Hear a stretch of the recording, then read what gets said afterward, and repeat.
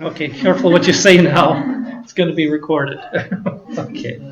Um, I don't know. I'm a little slow sometimes mentally, but what I should have asked you on the first day, I finally thought about, and that is, what would you like to learn from this class? What would you like to gain from it? I present what I think is important in terms of kind of flavor overall. We're going to spend some time talking about chemicals, their chemical properties. How are they formed in plants? How are they formed in meats? Going to deal with the industry. How do they formulate flavors? So we're going to do some things about legislation, labeling. So it's really pretty broad, but I should have asked you that. And I'll send you an email and say, would you give me one question you'd like to have answered? Mainly, what would be the main thing you'd like to get out of being here? Well, 2 credits. Outside of 2 credits, don't be too honest, okay? So let's go for that.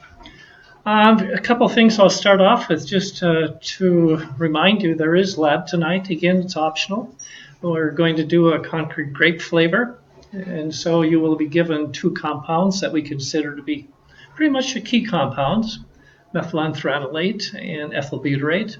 You put those 2 together, somebody will smell it and say, smells like grape. It's cheap grape, not a great grape. And so we've got then 4 other compounds that you will work with. So you'll do the methylenthranolate, you do the ethyl butyrate, you put them into solution, then you'll start adding other compounds. And you have to determine what level, what compounds you like. So what you do is you taste the compounds and say, okay, I like this, or I like that. No, that doesn't go great for me. So you'll select them. Then you're going to taste them at 1 part per million, 5 and 10 parts per million. You're going to say, I really like this one, just as a hint. I'll probably put in 1, or maybe even less. But you're going to taste 1, 5, and 10 parts per million. And so then you'll kind of build a flavor around that. And then at the end of that, we have 3 commercial Concord grape. Might have cherry in my mind. I guess that's what we used to work with, cherry. So then you have a commercial formulation, 2 natural and 1 artificial flavors. So you'll get to see what somebody else's creation was that's making money off it. How's that? So Fona was the company that was nice enough to give that to us. We have a pretty good relationship with them. So anyway, that's the lab. It'll be down in room 23 as usual and run a little over an hour or something like that.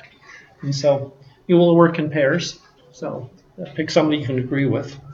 A little more. No, a little less. A little more. Okay. You're going to have to work that out. Do you have any questions before we start? No?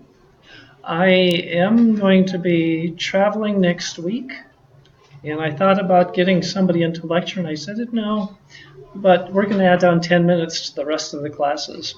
Enough classes that it makes up the time, so you don't get a refund of your tuition. We're going to make up the time, and so hopefully that helps. But anyway, any questions on it? Nothing come up. Okay. Well, I think this is where we left off, wasn't it? The slide, or was it the next one? I think we went a bit farther.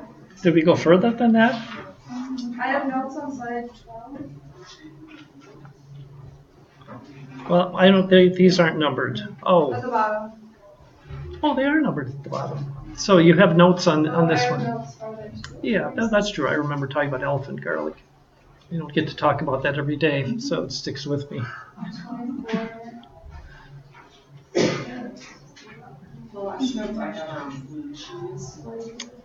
Okay, so would that be this one? I think we're finished. The whole thing? Yeah. Holy mackerel. Ooh. Oh gosh, now they do look familiar. I have seen them before, but that happens. Okay, so we did the whole section. Okay. So much for that. That didn't take long. Let's go on to the next one then. So that means there is no lecture next week? It means there's no lecture, nor lab. Right. Yeah. We certainly could have put a lab with it, but no. Let's not.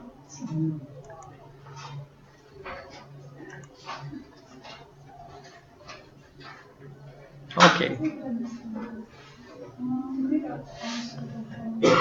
I think we're almost finished with this one too. Almost finished. Okay, where was I last week? Were you at the same? The blue sheet, someone said blue sheet. Yeah, I think that's on this one. So that's like slide 39. Slide 30. What? 39 of 46, so it's almost at the end. Holy mackerel. Yeah. Okay. I could have. Oh, can you talk about mushrooms? This one? Yeah. The last I have, but I read it. Okay. Let's just start here. Well, I didn't hit that very closely, did I? I gotta be careful what I'm saying. I'm being recorded. Okay. Yeah. So, sure, we went through different ways of how we get natural flavoring materials. Again, many different sources of it: enzymes, fermentations, natural chemical reactions, which almost, I don't know if they amuse me or depress me, that you have to go through these contortions to make the same chemical. But anyway, 1-octene-3-ol, mushroom. You smell that anywhere, it'll be mushroom, and absolutely no question. But a particular organism grown on wheat produces that. Sometimes we work with enzymes and sometimes we work with microorganisms. The nice thing about working with fermentation microorganisms, they accomplish many steps. They have all the systems to go through and do an oxidation, reduction, hydrolysis, and so on. When you work with an enzyme, it does one thing. Okay, then you got to use a different enzyme to take the next step. So on multi-step reactions, really that's where fermentations really shine, where you want to take this material and convert it to something that require several modifications. And they can, there's advantage of doing things that aren't possible chemically. And so it may be impossible to make a certain configuration, or darn near impossible, let's say, by chemistry. And instead of specific reactions, again, it's interesting that some flavor compounds, well, almost every flavor compound that has stereoisomers, the stereoisomers are different flavor. They can be closely related or they can be very, very different. And so the stereoisomer that you form can be exceptionally important. And that can be hard to do in a chemical reaction, stereochemical reaction. So again, microorganisms, enzymes tend to take these things really quite easily. Reactions are mild, and so we're not dealing with high temperatures, typically very undesirable reactants that ultimately we have to purify or get rid of before they can be food grade.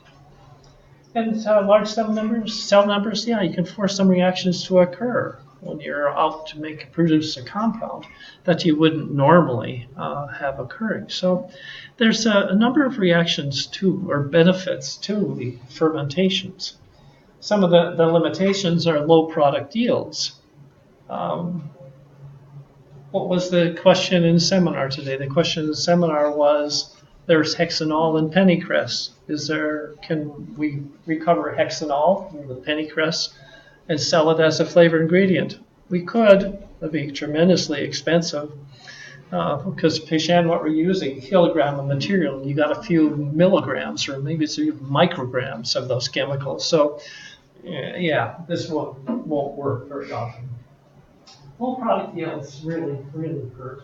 Oftentimes in fermentations, your products become toxic to the organism, and so you can only go to a certain concentration before your organism won't grow anymore. Long fermentation times, time is money. Organism morphology, molds. If you're using a mold to produce some certain chemical, they're really difficult to aerate. Keep mixing, stirring, getting the ingredients to the mold. High viscosity difficulty. Product recovery, low concentrations in aqueous medium. It's just not efficient. And of course, what do we produce? The microorganism. Fermentation doesn't produce one chemical, it produces a whole bunch of chemical things that may dominate in some chemicals that you want, but it's not pure. And so what are you going to have to do? You're going to have to purify that mixture then before you can sell it. So there's a lot of, let's say, challenges in making flavor chemicals by fermentation. I guess the most successful one is making dairy flavors, making diacetyl, right? Fermentation. There's a lot of mutations. We know a lot about lactic acid bacteria, producing diacetyl especially. And so we do quite pretty well there, but otherwise, no, we don't do too well at this. It's not the easiest. It's not the choice way to go. So you can do some things, but it's not necessarily choice. It becomes expensive and certainly challenging. You look at the fermentation, if you say, what kind of yield do you need in order to make this economical? Let's say you would have two different aroma chemicals. Maybe you get 3 grams per liter, which is a fairly high yield of a given chemical. That's really quite high yield. If the market is about 200 kilograms per year, that's a global market, you have to sell that for $800 a kilo. You start using materials at that expense, and it adds up. If volatile B, you can produce at 20 grams per liter, and maybe there's a larger market, then okay, we're down to $100 per kilogram. So, that's getting closer to reasonable. One of the chemicals that's beautiful for meat flavor, it was $1,100 a gram. You think, oh, okay. So, anyway, cost really enters into this. And you say, well, gee, we produce a lot of things by fermentation. We produce a lot of monosodium glutamate. So that's a fermentation process. What's your yield? 800 to 100 grams per liter. Market's 22,000 kilos per year. And so they can sell MSG for $2 a kilo. Why? Tremendously high yields, both of these. High market, you really can afford that kind of price. Citric acid can be produced by fermentation. Yield 120 to 150. That's high, very high. Well, what do you have a market? 100,000 million, 180 million pounds of citric acid is produced, or let's say is purchased in a year. So can costs come down. Penicillin, large market, good yield, $42 a kilo. That's nothing to do with foods, but just gives an idea. So if you get a good yield and there's a good market out there, you can get a decent price. But again, most companies really don't like to go this route. They're going to try and find some other way to make that chemical. Hopefully you can make it through enzymes. You can do it by some other technique. Biotechnology, that's interesting that, flavor companies, we call them flavor houses, I guess, for the most part, they've traditionally been chemical companies, and they're traditionally a fragrance company too. So they buy, sell, mix chemicals. And that historically has been their job. But I think I mentioned about growing trees as running plantations, so to get some raw materials. And that was talking about the lactone that is grown, is taken from the bark of a tree. So again, flavor companies that are, not farmers, not gardeners, but okay, industrial scale farming process. So really an interesting stretch there. They get into fermentation, enzyme activity, enzyme reactions, and so on. So the flavor industry certainly has changed a lot over time, and a lot of that's been driven, or most of it's been driven, by the idea that there's natural and there's artificial. And people will pay for natural. They will pay, and so they can afford these higher costs of fragrance or flavoring materials, because price of your natural flavor will be double or triple what artificial flavors go for. So, like I say, it's a roundabout. It's really out of their range, but oftentimes if they want to have a good supply of a material, control of that supply, they have to get into these markets. Did I comment about the price of natural and the vice president of a company? Okay, I'll repeat it. So, riding up an elevator, the flavor company's on the 13th floor of the Port Authority building in New York City. Okay, 13th floor. Trucks, semis get up to the 11th floor. That's the first thing that shocked me. What's a semi doing up here? But anyway, okay. They're a flavor company. They're bringing raw materials and taking them out. And I was riding up the elevator to work one morning, and I said, boss, that just It was a, I don't know, fruit flavor of some kind. I said, that's a terrible flavor. Man, it separates, and you put it into a drum. Before long, there's crystals on the bottom, there's sludge in the middle, and there's something floating on top. That's a terrible flavor. How on earth can you sell that? Shouldn't it do something with it? Look, he said, Gary, we make $13 million off selling that flavoring. That's really a good flavor. Okay, he convinced me. It's kind of like going someplace and saying that's a terrible product and find out it's the most successful one in the marketplace and everybody loves it except you. You learn that what you think doesn't matter. It doesn't matter at all. It's what the boss thinks. It's what the people will buy out there. And I've learned to be a little more gentle in my criticism over time. There's other issues, I guess. But so, yeah, it's these type of activities, these larger activities, and all this biotechnology. They're using cellular structures, determining taste components, and so on. That's limited to large companies. So when we think about the 10, 15 largest companies, they do these kinds of things. If you're looking at backyard operations, garage operations, no, they don't invest in this. They blend flavor chemicals. They buy the flavor chemicals, and they blend them, and they have a market. And overall, there's somewhere around 500 flavor companies that exist.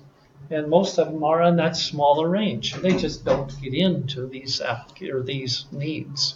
So like I say, they buy their chemicals, they mix their chemicals, and they sell the product. This is always an interesting one, too, if we're talking about how you create natural chemicals. So we've gone through many different techniques.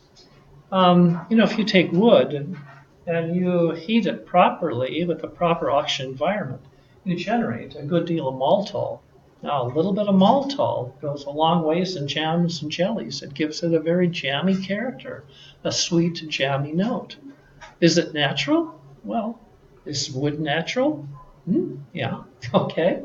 And can we heat wood? Oh, sure we do. But if you do it right, you can get maltol out of it, and that's a source of maltol. The next one actually ran into a bit of heat. That wasn't a pun. Ran into some criticism from Food and Drug Administration by what I mean by a little bit of heat. Cinnamic aldehyde. So, okay, what was it, 1980, whatever, that somebody was studying benzaldehyde, cherry coke, and so on, right? And they determined that all of the benzaldehyde that was sold globally was artificial. It had been adulterated. So, because there's probably only 2 or 3 suppliers globally for benzaldehyde, and that will be supply the entire flavor, food, fragrance industry. And so, actually, what they were doing is, of course, making these materials on a kind of roundabout technique. Cinnamic aldehyde, cheap, readily available, comes from cinnamon, the bark of a tree. There's no shortage of that globally. So, if you go ahead and distill off, you take that bark of a tree, you go ahead and grind it, you do a distillation, you end up with cinnamic aldehyde. Okay. If you heat that at a high pH, it breaks down to benzaldehyde. Here's my cherry flavor I needed for my cherry coke. Okay. And what's other product? Acetaldehyde. Acetaldehyde, a beautiful fresh component. What makes fresh orange juice taste fresh? It tends to be that acetaldehyde that comes along in this process. So they took something of some value, but that was like a pH 10, 12, something like that.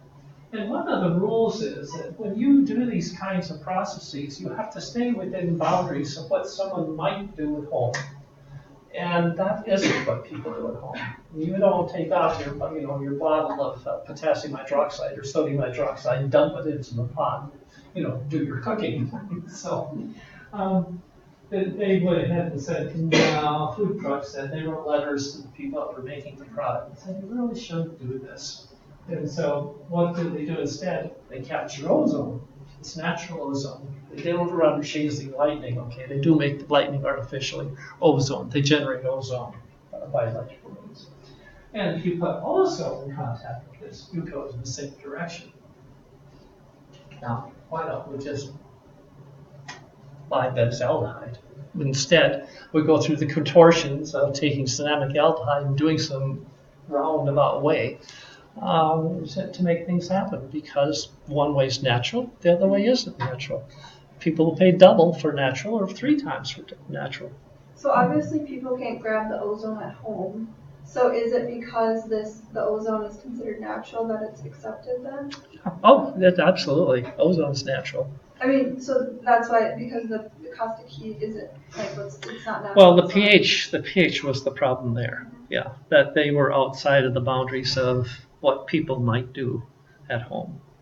And so the pH was way out of line. They had to find a different way to do it, but they find they can use ozone catalysts to come in and accomplish the same thing. But how can they argue that you could use ozone at home? Yeah. It happens lightning. You ever go to lightning? It's there. You know, come on. Stretch your mind. No, it is generated naturally. And now I suppose you might require that they use natural gas to generate the electricity that generates the ozone, but natural air. But no, that fits the definition and more or less the intent. I mean, it's a stretch. We stretch a lot of things in making these compounds. So anyway, that's kind of goes through the natural flavor compounds and the contortions people go through to make them happen, to create them. So was that was 5. So I'm looking for 6. Okay.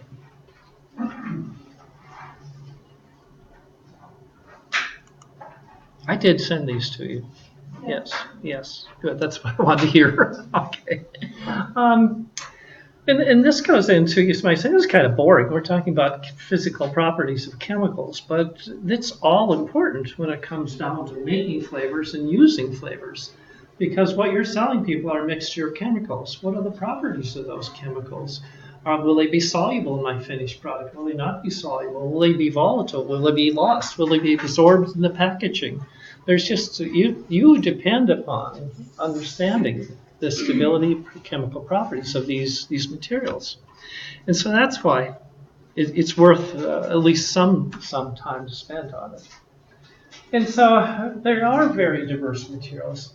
So someone asked in seminar again, how many natural chemicals are there? I don't know, the number sometimes between 11 and 12,000, I believe, different chemicals that have been identified in nature. Not all of them are used in foods because of availability and cost, but that's what the number we find.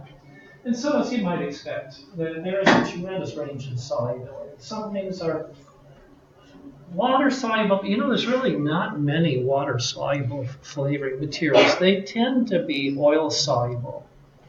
So, but they will be more water soluble or more oil soluble. The one way or the other. Like I say, very few are really freely soluble in water. They get saturated pretty quickly. And why do you care about this? Well, you want your flavoring to be soluble in the continuous phase of your food. Most of your foods are water-based, so most of them you want to either be soluble in water or dispersible in water. Dispersible means I'm going to have to form emulsion. I'm going to have to deliver these flavor molecules in an emulsion because they're not soluble. So this idea of what is the continuous phase of food, most time water. If it's oil, fine, then you have a much broader range of chemicals that you can use without problem. Volatility is certainly important to you. Hydrogen sulfide is an aroma chemical. Where do you smell hydrogen sulfide at home?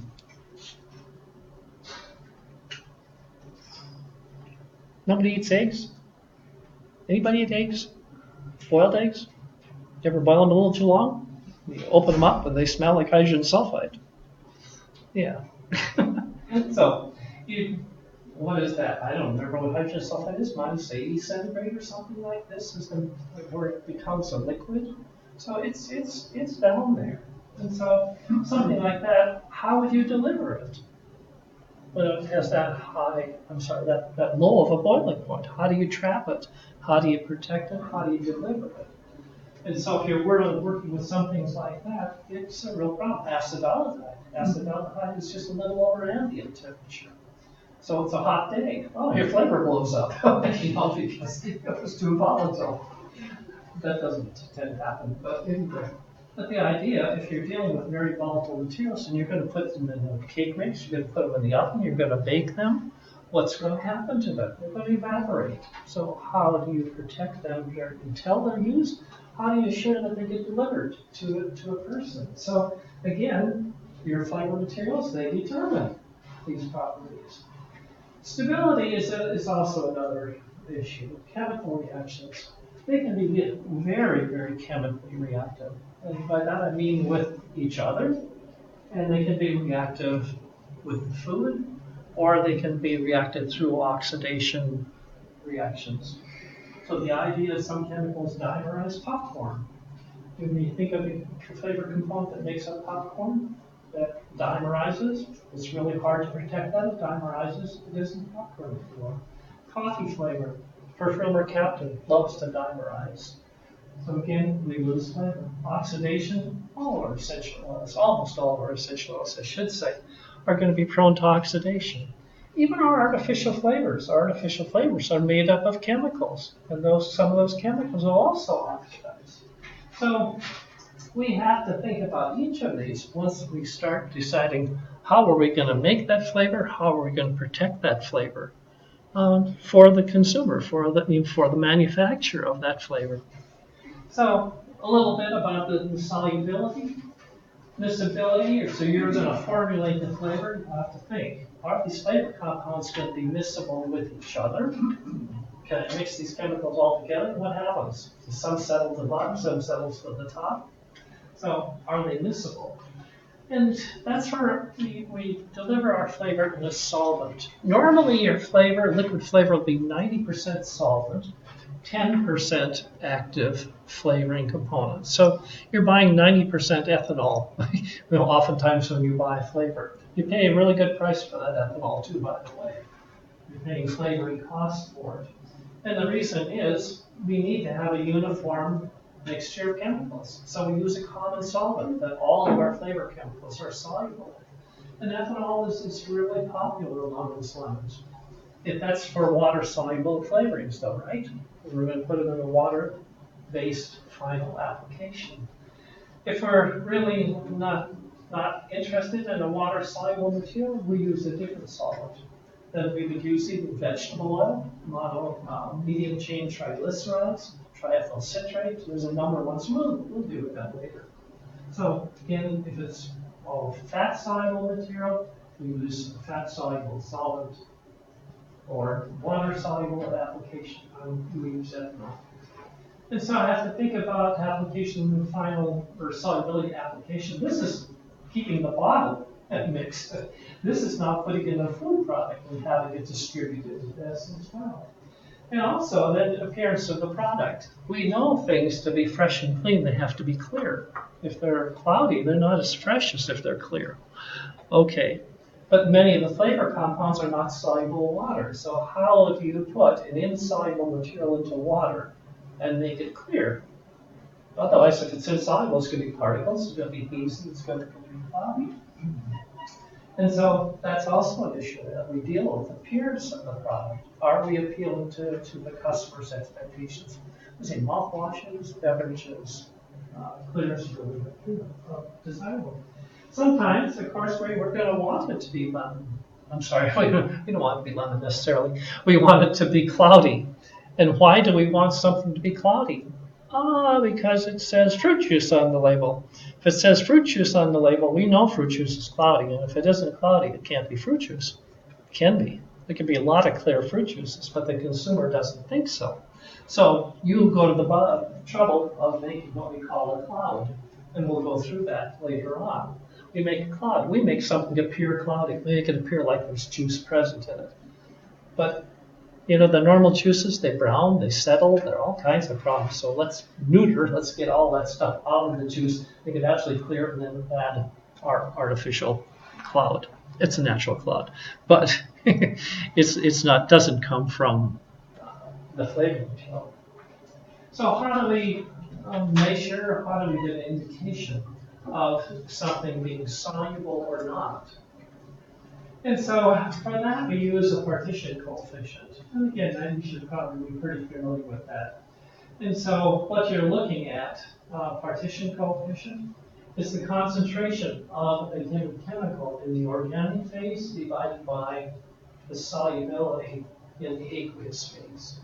So what's our solubility in these two phases? And comfort concentration. And I think that's pretty straightforward. You can go into the internet, and I don't know, how many of you search for partition coefficient on the internet? Katie? No? Nobody else? Oh, I'll fix that one. Looks like a test question. So I'm teasing. Anyway, if you go and simply ask for partition coefficient in Google and you'll list a chemical, it'll give you an answer. And the answer is calculated actually by the chemical structure of whatever you're asking about. So you can find virtually anything if you find a partition coefficient.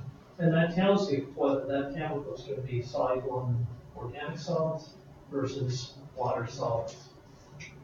We don't really like to use the partition coefficients because they get to be very, very tiny or very big numbers.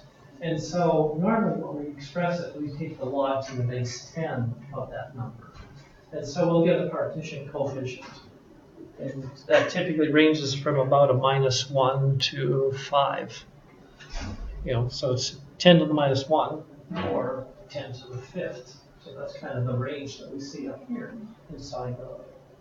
And so published information, online calculations. And again, that tells you a lot about using that chemical for mixing and making flavors or using it in finished products.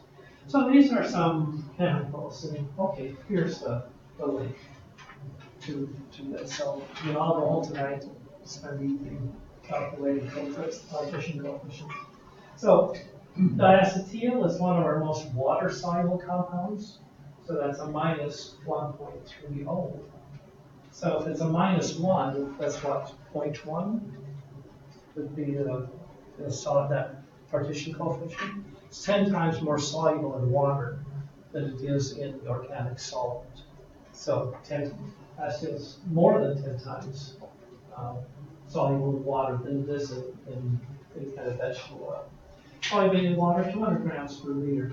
Acetic acid, 500 grams per liter, that's a 0.2. Ethane thiol, we're getting closer to 1, so it's getting closer to equally soluble. Partition coefficient 1 is equally soluble. Or 0 to be equally soluble. XML, you can see as we go down this chain. We get into something like the larger the chain, of course, the more hydrophobic it tends to be. And so we're getting up into the 3s. And I don't know if we've got another table in that. Yeah, we do. We get into some flavor compounds like citral, log P, 2.66, 0.59 grams per liter solubility. Eugenol, I don't know why, that was listed as what goes in the book as something slightly soluble, very soluble, could be soluble, bright day, and so on. So I don't have a solubility number for them. But the partition coefficient would do a good job at that. And so these are the chemicals that we find in essential oils. They're really not soluble in water. So anytime you're delivering an essential oil someplace, you have to figure out how to do that. Yes, sir. Okay, so I have a question about how they so I guess, I don't know how to phrase my question, but so do they take the flavor compound and they dissolve it in a solvent, which is usually ethanol, and then that can be dissolved in a water-based product? Well, sure. If you're talking about making the flavor would be this drum, 55-gallon drum, mainly ethanol with 10% other chemicals mixed in. That will all be soluble so it doesn't separate. So that's how they get products that basically are not soluble in the aqueous phase into flavor. The ethanol helps, but of course that gets diluted very quickly. And so it's probably going to start wringing out. If you just put an essential oil in, the ethanol would be diluted out, and that essential oil wouldn't like it at all, and the essential oil would float to the top. So you have to formulate that in a careful way to not exceed the solubility, or you need to put it in vegetable oil. Volatility may be expressed as boiling point or vapor pressure, depends upon your preference. Again, extremely important to us. Oh, there's hydrogen sulfide, minus 60. Acetaldehyde, I said about amine, that's pretty close, 20 centigrade. Vapor pressure, it's listed on the side as well. So ethyl acetate, it's going to boil about 77 centigrade. I can breathe at 120 hexanoate. Going up the esters, going the longer and longer chain, the higher the boiling point. And so you think about these are less volatile as you go down here. But yet it's interesting that something like that has a boiling point at 285 degrees centigrade, you can smell. You can say, oh my God, that has such low vapor pressure, less than 1 Pascal. How could we ever smell it? We're tremendously sensitive to vanillin. We really smell vanillin at low concentrations because it's really not very volatile at all. But yet we're able to sense it. So the idea threshold gets you into, is it volatile? It must be volatile or you won't smell it. But it's also mainly linked to perception, your ability to sense these chemicals. Chemical stability, and we mentioned a little bit of this already. We were talking about essential oils. Phenolic oils, clove, savory, thyme, organum. Oh, phenolic, they will oxidize. Mint oils. L-carbone tastes very much like mint. It'll go to carbol, which is much less like mint. Citrus, and all of our citrus oils contain limonene. Orange oil is about 95% limonene, single chemical, and yet it's almost not important to flavor. It just doesn't have any flavor character. But it does oxidize very readily. It's extremely unstable in the presence of oxygen. So we find using citrus oils, the limonene, which is not a flavor compound, but it is the solvent that nature provided, will develop off flavors, and that will be the problem here.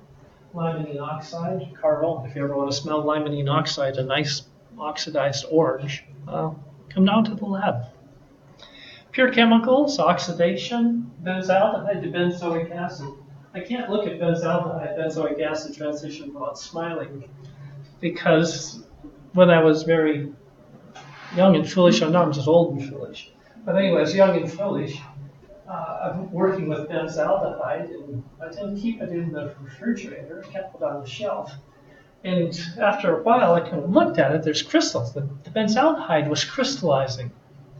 And I thought, oh man, that shouldn't be. And so I put it in a water bath, heated up, tried to get it into solution. That didn't work. I put it under the fume hood and warmed it on a hot plate, and that didn't do anything. Finally, somebody said, Gary, benzaldehyde oxidized benzoic acid, and you're not going to get that into solution. Okay, so much for that one. So basically, you find it drops out of solution. Your benzaldehyde turns to benzoic acid. And if you ever tasted benzoic acid, it really gives you burn in the back of your throat. It's not a nice, pleasant component. So this cherry or almond, whatever, can become rather ugly if it's given the opportunity to oxidize. Cinnamic aldehyde goes to cinnamic acid, again, get unpleasant. Like I said, most of the monoterpenes, limonene is the primary monoterpene. It's primarily the problem. This one I've already, I guess, mentioned to you. 2-methyl-3-furandiol, so that is beef flavor. If you want to have a roasted beef, that compound you'll smell it. It reminds you of roasted beef. That dimerizes, and again, you lose the performacaptan I mentioned, dimerizes roasted ground coffee. And so we lose it. 2-acetyl-1-pyrroline, that's what I was mentioning about popcorn. So these chemicals, and phenols will also flavorize. So here goes a beautiful flavor, if it comes in contact with each other in the environment where they'll form the dimer. And so it's really hard to deliver popcorn flavor for that reason. It's extremely unstable. It wants to dimerize. Acetaldehyde will form a trimer. Phenylacetaldehyde will form first a plastic mass and turn into crystals. And so obviously, as these chemicals undergo these changes, you lose the character of the flavoring material. What's the take-home message? Important to use fresh ingredients when create a flavor. One of my earliest consulting projects was for a company. They had a flavor that they bought from Firmenich. It was the most beautiful fruit character that they absolutely loved. And they said Firmenich can't give it to them. They ordered the same flavor from Firmenich, and Firmenich keeps on sending something else. Don't know why they can't send me what I bought. And so they sent it up to us and said, okay, can you take it apart and can you tell me what was in that? And yeah, it's interesting. We found all kinds of degradation products. So Firmenich was sending them a nice fresh flavor. They were working with a 5-year-old bottle that had been on the shelf and had undergone these chemical reactions. And that is exactly the case. Use fresh ingredients. Never go to your shelf and pick an old flavor off the shelf and say, I got this. I used it 3 years ago on this product. It was loved. But don't do it. Don't do it. Because somebody may love it. Your boss may love it. President of the company may love it. You can't do it again. So that's a practical guide here. So use fresh flavors. Yeah. What did you say is like the typical shelf life? Should always keep them in refrigeration. Flavor companies always have retention samples, and they are all refrigerated. They're in dark bottles, and they're stored appropriately. And they hope that within a year, they're still somewhat decent. If you don't keep them under those conditions, you might look at 3 months, 6 months. I wouldn't go beyond that. Flavor companies may say longer, but dark bottle, refrigerated. Of course, some may be stable, but just as a practice, no. Get fresh materials. Refrigerated materials, all materials refrigerated that need to be, they all need to be. Stored in dark containers, date of arrival, so every time you get a flavor in, put the date you received it, and it's disposed by date. And most companies will tell you that too. This flavor is good for this amount of time if you take care of it in this manner. And like I say, don't create a flavor somebody else loves that you can't duplicate. You're not a hero for that. So let's move on.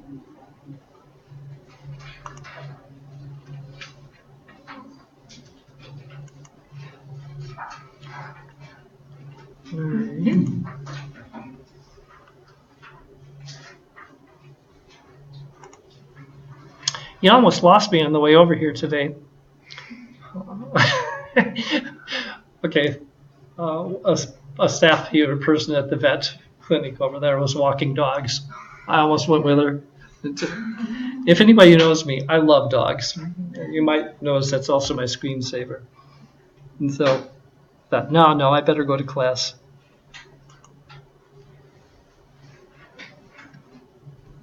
Okay.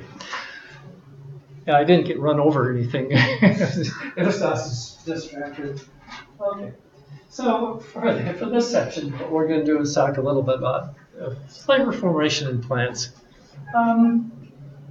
They're seldom found to serve any useful purpose. They're seldom what you find in plants the result of any metabolic process. Oftentimes we really don't know what their purpose is.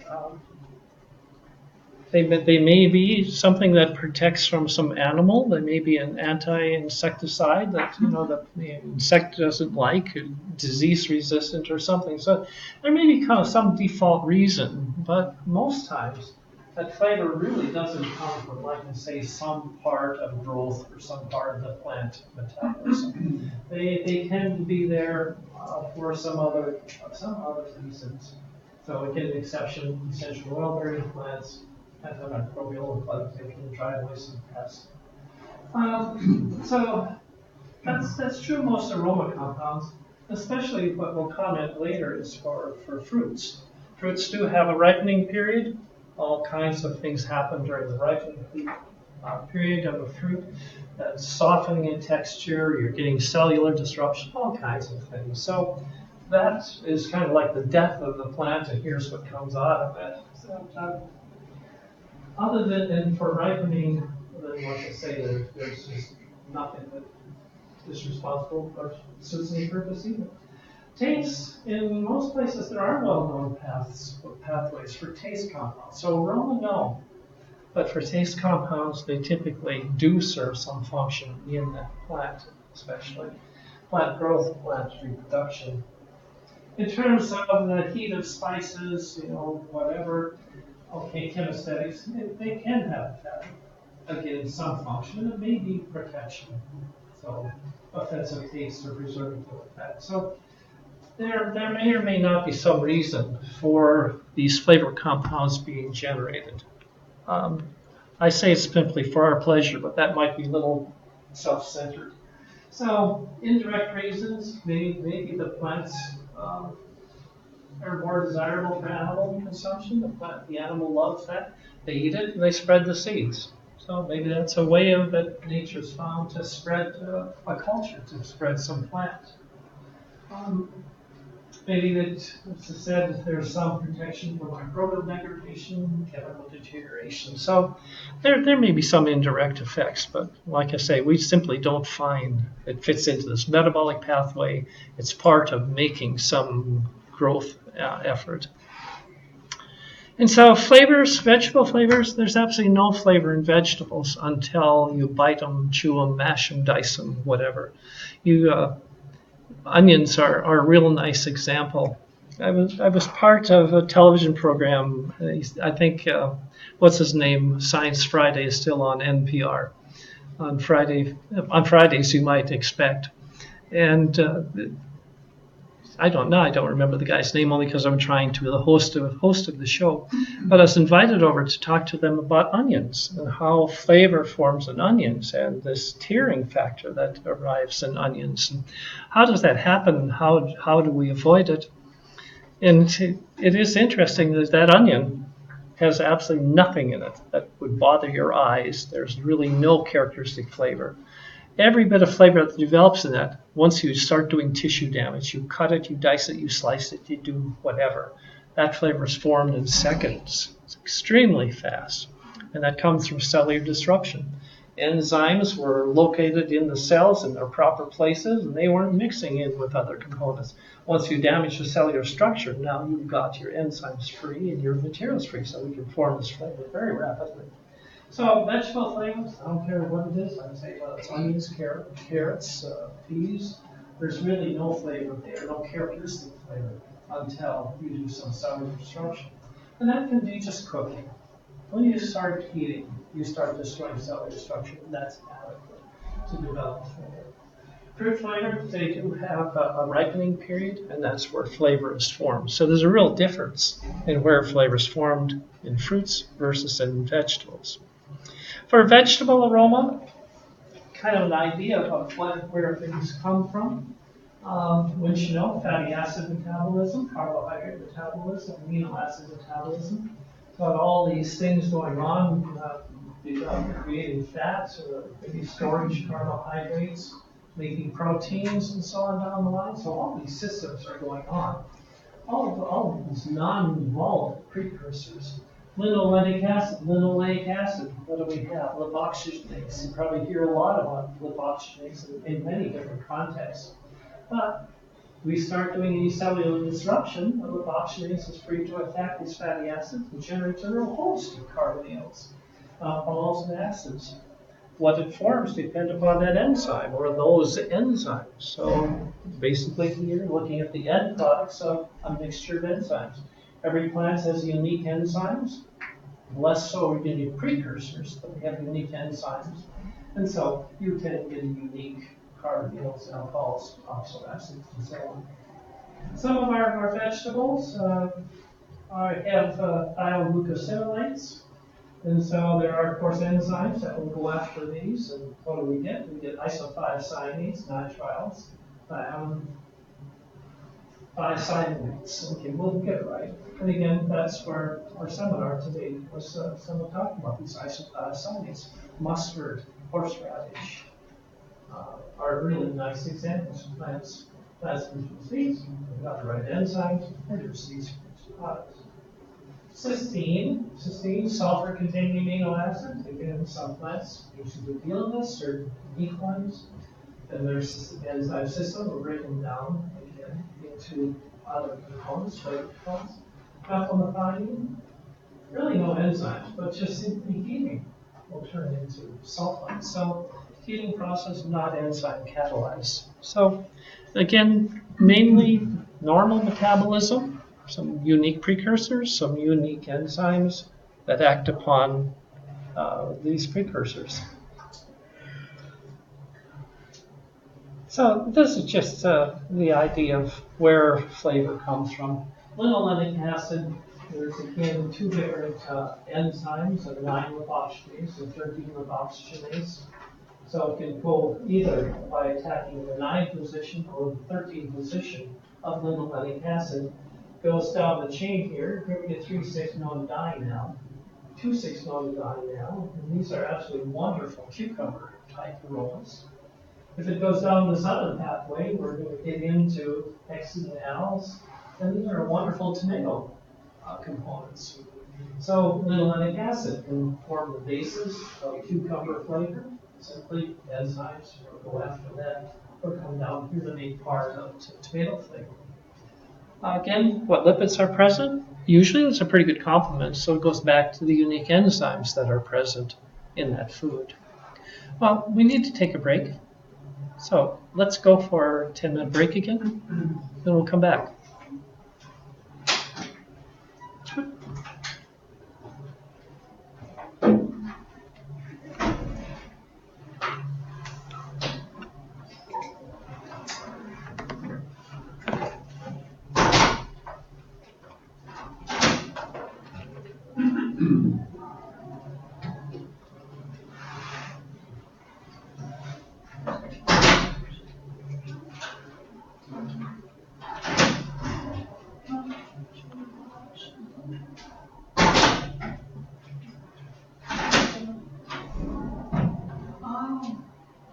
Oh, sorry. I'm really slow.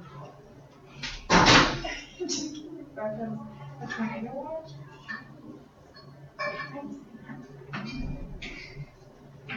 Let's see. Yep.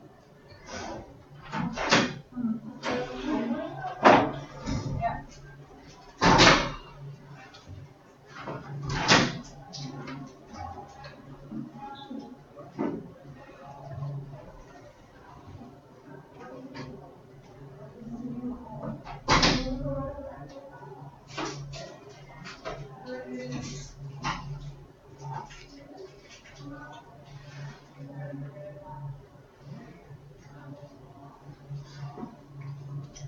Okay. Yep. I'm really interested in the company Impossible Foods, and I think I heard Oh, there's, yeah. you know, a past student from yours Yeah. who used to work there. Yeah. Or does he still live there? Ian Romijan? Okay. I don't think I ever met. Was he a recent graduate or? Yeah, somebody else too, a second person started there. Oh, okay. Yeah, but Ian is the person I know, and actually having lunch with him Wednesday in Santiago, Chile. And it's a company I wish I would about stocking. Yeah, yeah. I don't think they've had their IPO. I think they have. They're just beyond. Oh, maybe it's been, oh yeah, it's been, yeah, that's right. Yeah, when impossible goes. Yeah, oh, that's marvelous. Yeah. So you're going out there?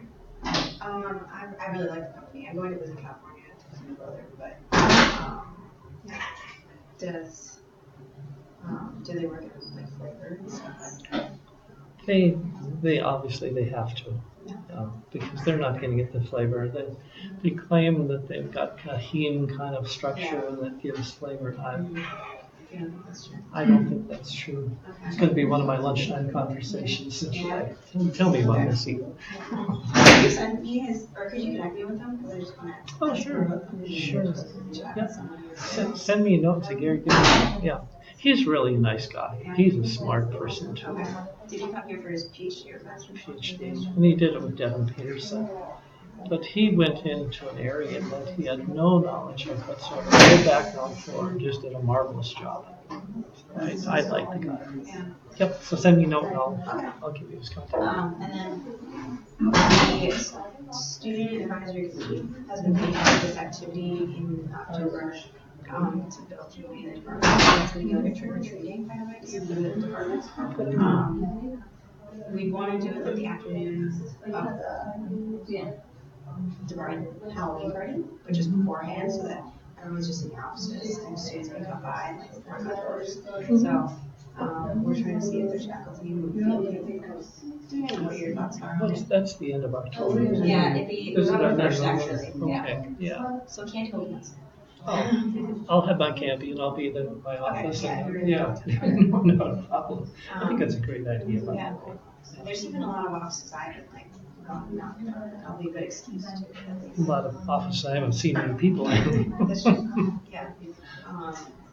And then in my undergrad, we talked, I was in a candy class, and we talked about, I was in a candy class in undergrad.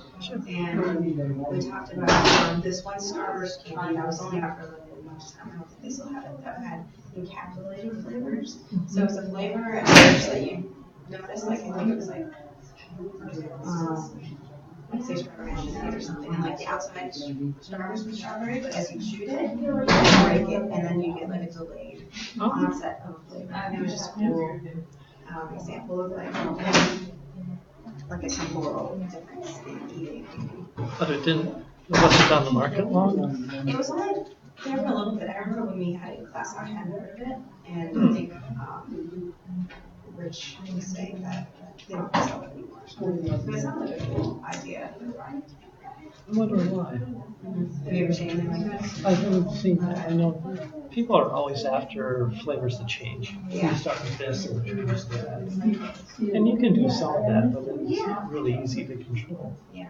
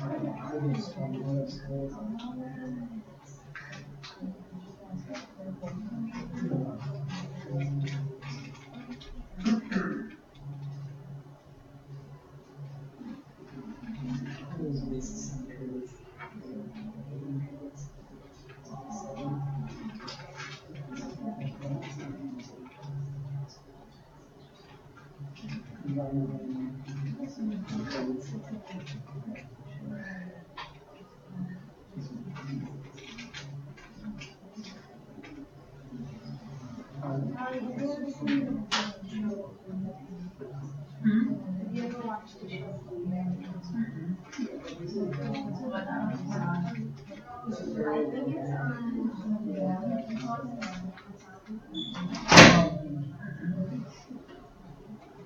Have you? No, because I want to find someone who's watched it. Oh, I watched the first episode.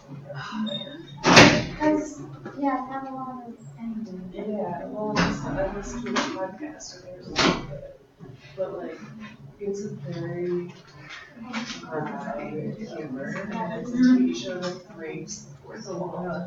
That's A what I lot. heard. I don't have my question. It started as a one-woman show. Because Pam doesn't want people to know. But yeah, I've heard all the stuff about it. I feel like that would be my So what are you gonna taste on my first, like the first episode? It's kind of like normal stuff. Sexy. Sexual humor. And that's fair. That doesn't have dirty humor. A little bit too, or like crude. Have you seen Rock? No idea. Okay. I also have Jack Twister. More or less than yours. It's because we don't have anything. Right, I mean, mine will just be a design, and I'm like, that is the part that I'm making myself on. Everything else is just software, just copy from the grant. So like, when it comes to the actual, because it's hers, like, just like, Let's get going again.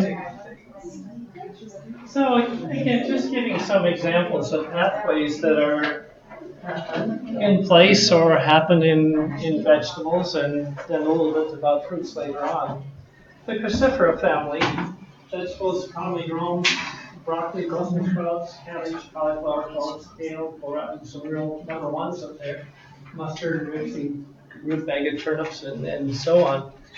And for these, the most common precursor, predominant precursor, tends to be the glucosinolates. Now, again, if you'd gone to seminar today, you'd gotten to the other section of glucosinolates. But anyway, so again, we have a pathway up here. This is our precursor material. It's in the plant. It really doesn't have any taste or aroma. Well, I certainly no aroma because it's tied to glucose. Glucose is involved, and glucose is not going anywhere. So until we split that glucose off, we really don't have any flavor to the system. So when you think about it, if you taste a mustard or a horseradish or whatever, what you're really tasting is the result of the enzyme activity. And so down here is where we get our methylthioisocyanate, isothiocyanates, nitriles, and so on down the line. You get a range of sulfides, disulfides, trisulfides, and then really some of the very potent components that we expect to find in mustards, for example. They're probably most familiar to everyone. Yellow mustard, there's a predominant precursor that yields allyl isothiocyanate. Brown mustard, predominant isothiocyanate is para-hydroxybenzyl isothiocyanate. It's interesting, both of them are unstable in aqueous solution. So I think, as I mentioned, if you want to get really bite, you want a lot of that allyl isothiocyanate or this component, a nice pungent bite to it. You start with a powder, and then you add liquid to it. You reconstitute it, and lo and behold, you got the enzyme systems there to really break that flavor out. Because these, like I say, are not stable and hydrolyzed in water. So they're formed, and then they simply degrade due to hydrolysis. So you'll never get a really potent prepared mustard. You got water there, you form them, but then they go away. Allium, part of the Liliaceae family, species onion, garlic, chives, leek are most common, primarily from the degradation of cysteine derivatives, cysteine sulfoxide components. And again, where does this come from? The plant, one way or another, starts with valine and comes down to form cysteine. But there's a side chain on that cysteine molecule. The side chain's out here. And that will basically be broken off with an enzyme. It goes down to its many pathways down here, enzyme and medium, to give us sulfides, disulfides, trisulfides, and thiosulfonates. So again, simple single precursor. One reason other the plant produces that what does it produce it for? I have no idea, but it does. And of course, there's an enzyme in there that probably was used in synthesis. Well, enzymes can work both directions, and so it goes through the degradation of the process.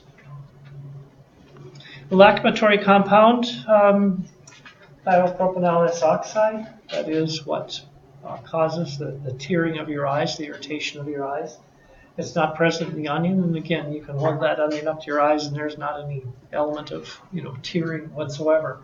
But again, do some tissue damage to that, dice it, slice it, mash it, whatever, and lo and behold, you form a ton of it. It gets in your eyes, and of course, it irritates your eyes. So what you can do is you take the onion, mash it, run, come back 5 minutes later, it'll be gone because it's not stable. And that's one of the solutions, right? So if you do cut it up quickly, or if I say mash it, run, it will break down into non-offensive compounds. So it's unstable. So the tearing compound, lacrimatory compound, is an intermediate in this whole process. Aroma compounds, or aroma formation fruits, many esters, alcohols, acids, are very large end products, important components to fruit. Some unique. We will spend some time with carotenoids at some point, because they can be great precursors of flavor. Precursors, so these are what we get. Where do they mostly come from? Fatty acids, amino acids, carbohydrates, and of course, what is the carotenoid? They can be formed in the vitamin family. And they all are enzymatic. So again, in the plant, we have everything organized very, very nicely. Lipids, monosaccharides, proteins, and so on. They're all there. They're only involved in this reaction, but everything is in its place. We generate little or no flavor in that product until it ripens. Once it's undergone the ripening process, cellular structure goes away. Enzymes then start mixing with our various components, and we break down. So, like I say, loss of cellular structure due to ripening of the fruit. But it's the same thing where we go ahead and have enzymes present in building, they're present in destruction. Aliphatic acids, the groups of compounds here, various terpenes, methyl branched aromatic compounds. So again, a large number of chemicals that come out of the degradation of these major fruit components. This looks at aroma from fatty acids. And so beta and alpha oxidation, lipoxygenase is very important. And so we've had an example earlier about how linoleic acid will break down into cucumber on one side, tomato on the other, and that's one of the enzymes present. This is an example where we're talking about linoleic acid coming down. Beta oxidation chops off 2 carbons at a time. So you start with 18 carbons, 16 carbons, 14 carbons, 12, so on down the line. And again, so we're just going with beta oxidation comes across. If it goes this way, it ends up stopping and forms an ester. So this is an ethyl ester. There's a lot of ethanol around in plants. So this will be esterified. So this is methyl and ethyl trans 2,6 decadoin, decadecine. I'll get it right yet. Okay, so that's a 12 carbon. Here's a 10 carbon ester. And again, same type of pathway. End up esterifying, making various esters pair. So this is a pathway for pair, flavor of pair. Starts off as this is a major precursor. Pair happens to have the right enzymes, taking down beta oxidation. And for some reason, those enzymes just stop at 10 carbons. They don't break down any further. The enzymes aren't capable. So in other plants, it'll break down maybe at 8 or 6 or 4 carbons. For some reason, these unique enzymes quit here, and they leave these 10 and 12 carbon esters that taste like pear. Tomato is another shot at that one. So it's again, this is a similar pathway as what we saw before. So we've got opportunity for free fatty acids can come from different places, different sources, 2 different pathways. And so if we have C18-3 with oxygenase that gives again 13 hydroxy compounds, or I'm sorry, hydroperoxy, or 9, 2 different pathways again of oxidation. This didn't lack the enzymes for some reason in tomato to go that route. And so this route is enzyme favored. Cysteine hexanal, very, very important. It's the green character of tomato. You take the plant and crush it and smell it, you'll get a nice green grassy character to it. This goes down the other pathway. Again, the plant doesn't deal with this, it takes it down this pathway, and you get hexanal. So again, it's all a matter of having the right enzymes, giving them the opportunity for interaction.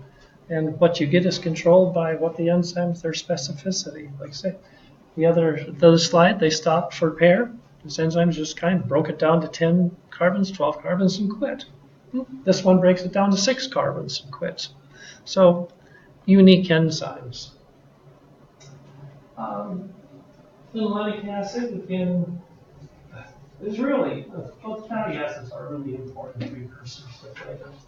And so, again, you can go into the hexenals and then take the hexenol, make esters out of it. So these are very important esters in many of our fruits, apples, for example, xanthine esters, pentanoic esters, and so on. So, in starting off with fatty acids, you form short chain esters in this particular case. Importance of fat. Okay, I'm talking about the importance of fat degradation in fruits. How much fat is there in fruit? Have you ever thought about that? Ever read the label on a pear? You know, ingredient statement, label, nutritional label? No, I haven't either. But there's enough, and that's the point. No, they're not fatty. There's very low levels of lipid in any of your fruits. But when you think about having thresholds in parts per million level or lower, you don't have to have much fat for it to be enough to develop flavor. So you might say, well, if there's not much fat, there's enough fat. Sources of aromatic acids, alcohols, and esters. And so when we think about benzene rings could come from benzene. There is benzene in fruits, but small levels, obviously. But there's really nice pathways to start with tyrosine or phenylalanine, or maybe cinnamic acid. So here we have these aromatic ring precursors. They are amino acids in this case. And so they can start down again a degradation pathway. These flavonoids here, but more importantly, come down this pathway. Ferulic acid goes to eugenol, and this pathway comes down 5-methoxy, eugenol, and so on. So we get a whole array of aromatic flavor compounds in some fruits. So again, just have the enzymes to attack the amino acids and bring them someplace. Branch chain acids, alcohols, again, branch chain. Where do you find branch chains in our plants? You know, amino acids. We don't have branch chain, or at least not a significant amount of lipids. We don't find them in carbohydrates in the same way. And so, again, when we find branch chains, 3-methylbutyl ester, 3-methylbutanoate, 3-methylbutyrate again, some of the same types of compounds. I'll start off here. We've got the branch. We've got our tail right here. And so first you chop off the amine group, then go ahead and take off. Well, it's going to work on taking off the carboxylic acid and come down your pathway. So branch chain, see them, they're usually from amino acid sources. That's generally where they come from. Sulfur compounds. Again, different pathways for these. Some of the sulfur compounds that we found that are significant in terms of flavor. Okay, this is generation of monoterpenes. So again, it starts off, the plant is simply building these. So your terpenes really don't come about as degradation. They come about in the synthesis process. Starting here with 5-carbon building blocks. And you think of terpenes are 10 carbon. Sesame terpenes are 15 carbons. So this 10, 15, even 20 carbon blocks come from a 5 carbon building block that the plant is to assemble. So during that phosphate farnesyl during the So again, building. We don't spend a lot of time, obviously. The purpose is really give you an idea of the complexity. You know, why do these things happen? Because the plant has the right precursors, has the right enzymes, and that's what brings it down the various pathways. This is starting off with a sugar and going through a sugar down to faraniol. Like acidically bound aroma, that was interesting. More than 50 plant families have been shown to contain glycosidically bound flavor components. And as long as they're glycosidically bound, you've got the sugar tied onto it, there's no flavor to it. And so there's a lot of work studying how much of these terpenes in fruits are actually free to be sensed and how many are bound and totally unavailable to you. And this gives an idea. So, and I don't remember the units on these, but it'd be relative. So what if there's 1.4% of your terpenes bound in the grapes? I'm sorry, 1.43. There's 6.3 parts that are bound. And so you kind of go through here. In many cases, you find there's more bound flavor than there is unbound. And that was really an interesting study for some time period. There's really a tremendous pool of untapped flavor. The plant's producing all these precursors. All we do is chop that sugar off, and then we got some flavor compounds. And so the idea, can we take advantage of this? If you look at the idea of aging of wine, what happens in the aging of wine? Well, there is some changing, some chopping off these sugars, and so this mixture of terpenes changes in the wine during the aging process. So the idea was, can we collect some extra flavor compounds, sell them as ingredients? They're not being sensed anyway. Or maybe we can speed up the aging of wines if we can figure out which is the balance that we want in the end. So can we increase the aging process or speed? Manufacture, again, we have to ferment the vanilla beans to free the flavor. The vanilla is tied up as the sugar. It's a glycosidically bound. Vanillin's glycosidically bound in the plant, in the beans. And so one of the processing steps is to go through fermentation of the beans to end up having vanilla and vanilla flavor. So again, glycosidically bound, what purpose? No idea. But they can be freed. Interestingly, if you could free them, you wouldn't have anything that tasted right? Because what you've come to know as a flavor was that balance of bound and unbound. So the idea of freeing them would make something different that nobody might like. Anyway, so glycosides, different sugars, glucose, rhamnose, xylose, hepulose, ravenose, and so on, can be then hydrolyzed off one way or another into various flavor components.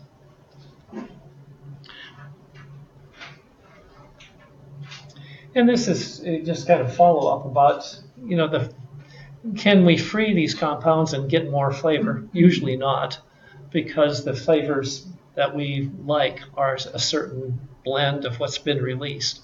And if we've released all this flavor, it wouldn't be the right blend anymore. It wouldn't taste right. So let's say there's a lot of research in that at one time, thinking they could capitalize on this, make wine age more quickly or get more flavor or flavor ingredients. And that's good. That's really gone by the wayside. That's no longer being studied.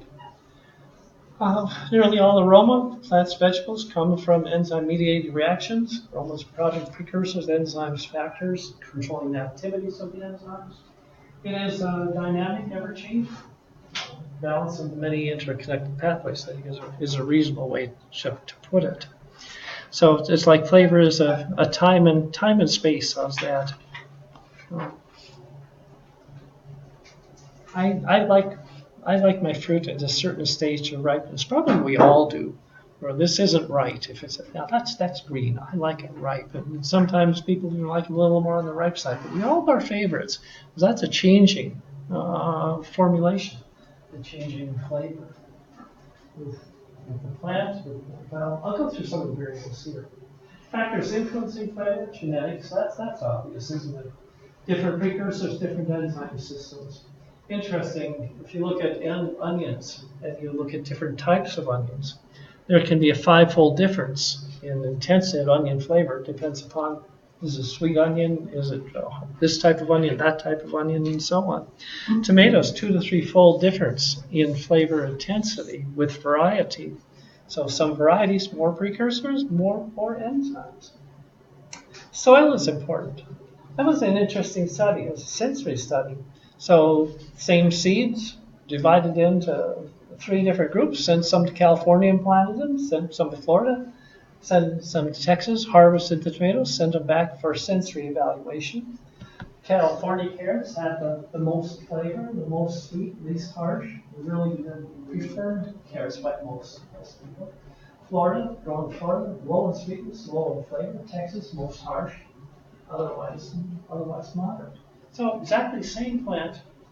Is it the lighting? Is it the temperature? Is it the soil nutrition? But the same plant grown in different locations will have a different flavor. Probably mentioned lemon oil to you. You know, we used to have the best lemon in the world, or maybe second best after Italy. But then as people encroached on the farmland by the coast in California, cities grew up, moved lemon into the desert. Now our lemon oil is really mediocre quality, but same plant, grow in the same state, just a little different soil, different climate. Rainfall's important. Well, did I say that? Nope, not yet. Sulfur content of the soil.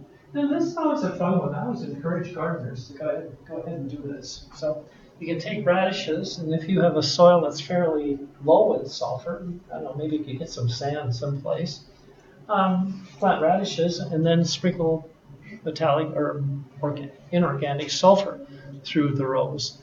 And wherever you put that sulfur, you'll actually burn your mouth. Those radishes will be so strong that it'll burn your mouth. And so this is just a study in looking at really equivalents of sulfur per liter of soil. So start off with a soil that's completely devoid of sulfur and increase the amount. And looked at the aroma compounds. So this is a quantitative measurement. And so there was six times more of the sulfur compounds here than up there. And the sulfur compounds are what give you the flavor. So sulfur content of soil, nutrition of the soil is really, really important. High rainfall, lush produce, little flavor. Onions, 4-fold difference in aroma. So you've got exactly the same plant, grown exactly in the same soil, grown exactly in the same light. And depends upon how much water they're watered, a 4-fold difference in aroma intensity on the low water versus high water. Low water, smaller plant, so smaller seed or smaller bulbs, and more flavor. So it's really, really interesting. One of the things, I don't remember if this comes about, is growing basil. And so growing basil in the Twin Cities. But what you find is that basil is really sensitive to the light. It does well in Italy. It does well in the sunlight, the exposure it gets there. You get the most beautiful basil in the world that comes from Italy. You take that same plant and you grow it in Minnesota, it isn't the same. You put it in a greenhouse and keep it warm and produce it over the year, it doesn't have that same quality again. So the lighting, the amount of lighting, the type of lighting, the altitude it's grown at. We talk about mountain-grown coffee. I guess I don't see those commercials as much as no. But again, some companies used to make a real big deal out of mountain-grown, and there's a difference. Different light, different water, different soil, and so on. Temperature, usually temperature extremes produce more flavor. More stress, more flavor. So, yeah, we'll see if we get to that one. Maturity, pick fruit early, allow to ripen, forget it. That's one of my pet peeves in life, is especially for tomatoes.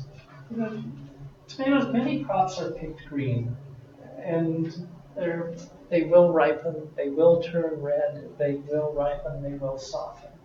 But they don't develop the same flavor at all.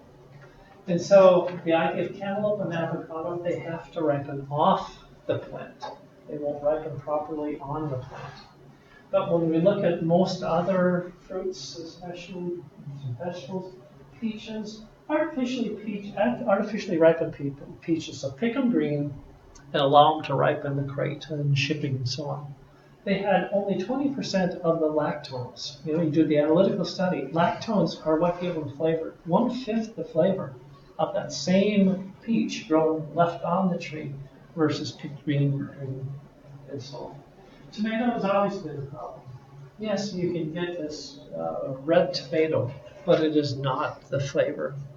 And so it's really interesting, all the things that go into making a plant taste as it does. Yeah. Does the tomatoes that are harvested with a piece of their puppy, like you see in the grocery store, does that make any It's difference? cute, but that's all. It's just, Yeah. it's just No. it doesn't actually make a difference. No. Maybe they can still call it vine ripened, right? That's the claim they make. Yeah. Here's the vine hanging onto the tomato. No, that's no guarantee. If they were picked on the ripened side, but again, our distribution system, you know what it is. We get fruit from all over the world. And I probably lamented about the green beans. I forget what I've lamented here yet. Anyway, green beans. I was talking to a person that was in the business, and he said, "You know the green beans that they sell at Whole Foods? They're fresh. They look so good. They're at least 60 days old. It takes 60 days to get them through the whole process, get them up here, get to the grocery store. So when you buy fresh green beans, you're buying something that's been preserved in one way or another. The environment, the gas, it inhibits ripening and it doesn't spoil. That's just it's disappointing to me. I'm a gardener. Well, my wife's a gardener. I profit from it. Okay. But you walk out and you pick a green bean and you taste it, and then you pick something you bought, fresh green bean someplace else, and you understand what's happened over that 60-day period. It's really a different plant. You're all familiar with this, I expect. If banana is exposed to temperatures less than 5 degrees centigrade, you really don't get a banana flavor to it. But I'm not talking about something that's nearly ripe and gets, just put in the refrigerator. I'm talking about during the growing season. If you're in the 10 to 12 degrees centigrade, you do get a 60% reduction in flavor and value. So you have to be someplace closer. If you're over 27 degrees centigrade, high levels of ethanol and ethyl acetate, they smell like fingernail polish remover. And I've been involved in cases like that where a whole carload of bananas are inedible. Why are they inedible? There's this chemical smell to it. What happened? It got too hot in a railroad car. Then lo and behold, the pathways, they're temperature dependent. They just go this direction. There's lots of ethanol and ethyl acetate. So bananas are really sensitive to temperature. I guess you're all familiar with that. You don't put them in the refrigerator until a certain time. Controlled atmosphere storage. This is an interesting one in flavor formation. And so this is controlled atmosphere. So we're putting in inhibitors, 1% or 4%. There's a CO2 effort that goes into that. And so these are flavor compounds that are common to the apple. It should be apple, I think. So if they ripen normally, here it is. We put them in the controlled atmosphere storage, 1% to 4%. They don't ripen the same way. They're red, yep. But they're not apple. They're not the same apple that you picked off the tree or you ate, with regular storage. Even the humidity is important in terms of, these are living tissues. Apples, bananas, you name it, they're living tissues. And so the environment is exceedingly important. It can be the gas composition in the warehouse that I showed, can be the lighting in the area where the plants are stored, during harvest, or during storage, I should say, to get to market. There's just all kinds of places where you can influence that flavor. Animal products, are they subject to changes? Yeah. Diet certainly can be important. You can feed chicken so many percent fish oil, and you can feed fish so much chicken fat. And there's a limit on it, or else get what? One tastes like the other. And there's nice, the aqua farming, what you can feed and what you can't before you really pick up taints from the diet. And so diet is important. Of course, in the U.S., beef and lamb, the red meats are aged before they're consumed typically. And the longer they're aged, the more flavor they tend to have, and typically the finer flavor. If you're in the business, you kind of let them hang a long time. You actually let them hang in controlled temperature storage, and the meat changes, the composition of meat changes during that storage period. So it's really fascinating that you are what you eat. Animals are what they eat, and you have to keep that in mind. Well, we covered a lot of ground tonight. Especially it helps when you start much ahead of what you thought you were. It's even faster. Let's see if we can find something here. I don't think I sent you any more than that, did I? No, so that's as far as we got by sending. So let's see what comes up next.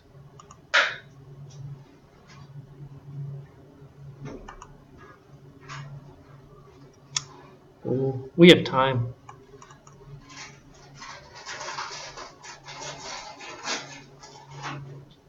Okay.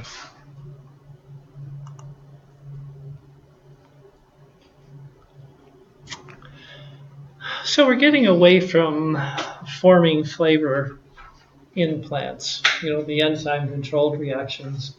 So getting away from plants and getting now more into baked, fried, heated, thermally processed, or just let's say processed foods is a good way to look at it.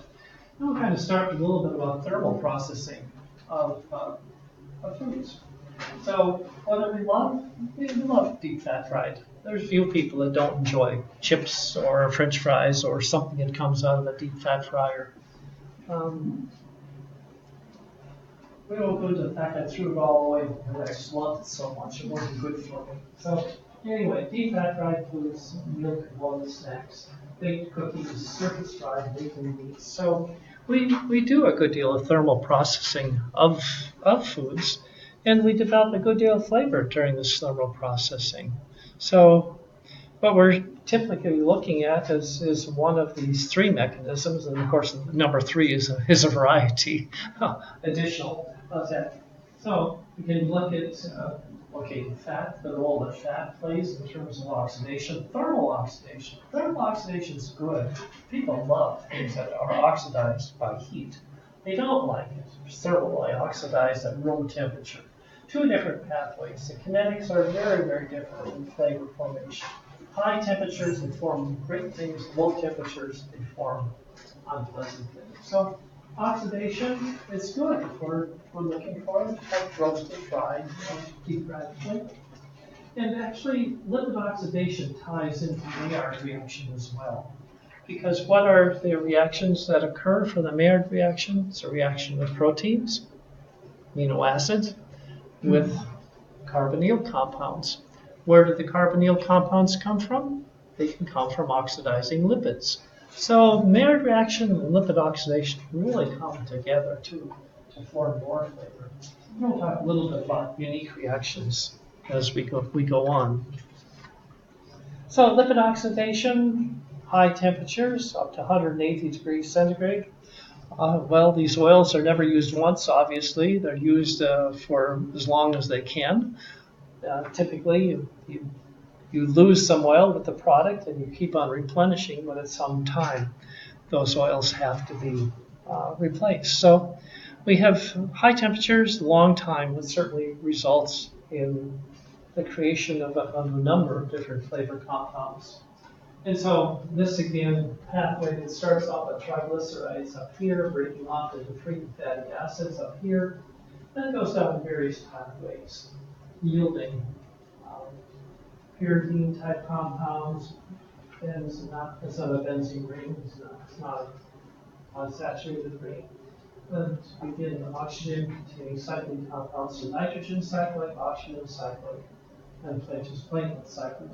A number would come down here into carbonyl compounds. So we really get a large number of compounds out of the thermal degradation of lipids. I think the last time I looked, there was something like 1,100 compounds that have been identified as coming from the degradation of lipids. So one heck of a bunch of chemicals that come from this pathway.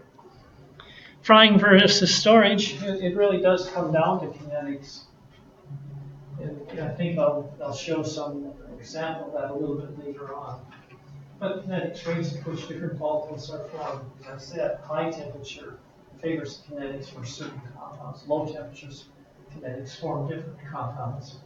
And so the idea that decadiols really are end products of frying. They are beautiful French fried, deep fat, roasted flavor that people tend to love. Unique components, lactones. One of my favorite take-home assignments is get butter and get margarine and put it both in a skillet. So a skillet of butter, skillet of margarine. If you heat butter, it turns nice and brown. It has this beautiful caramelic flavor. I was born on a dairy farm, okay? A little prejudice. But you get this beautiful caramel flavor that comes into the pathway or into this to give you this flavor. And because cow fat, the lipids contain hydroxy and keto fatty acids. They're not present in any other fat. The cow produces unique lipids. These lipids, under heat, will be chopped off and they're cyclized into lactones. So if you do that to butter, you know what you get when you heat margarine? I'm looking for audience participation. Vegetable oil. It just smells like cooking vegetable oil. You get hot margarine. Yeah. And so with butter, it's a completely different transformation. You start off with different fatty acids. They're unstable under heat. They get hydrolyzed and cyclized. And my mom always used shortening or margarine, I suppose I have to say, for baking, and then butter for the toast. And it should have been exactly the other way around. Because if you put it in baking, you've got this long temperature heat. That's where butter shines, it breaks down. You must have butter cookies, right, in your lifetime. And you get some butter cookies. They're beautiful. Absolutely beautiful. Where does it come from? It comes from the fatty acid composition of butter.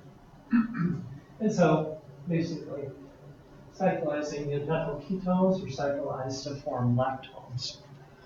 I don't know if you have a lactone tonight. Maybe. We'll see. Meat-like flavorings. Lipid from the name species is typically used to impart species characterization. We will be talking about generating processed flavors, so creating beef flavor, chicken flavor, whatever, without having beef or chicken with it. So, again, very commonly, fat works its way into these products because you can form kind of a nice meating through the Maillard reaction. But you don't get the species characterization. You don't get lamb, you don't get chicken, you don't get mutton, for example, or fish character without having some lipids.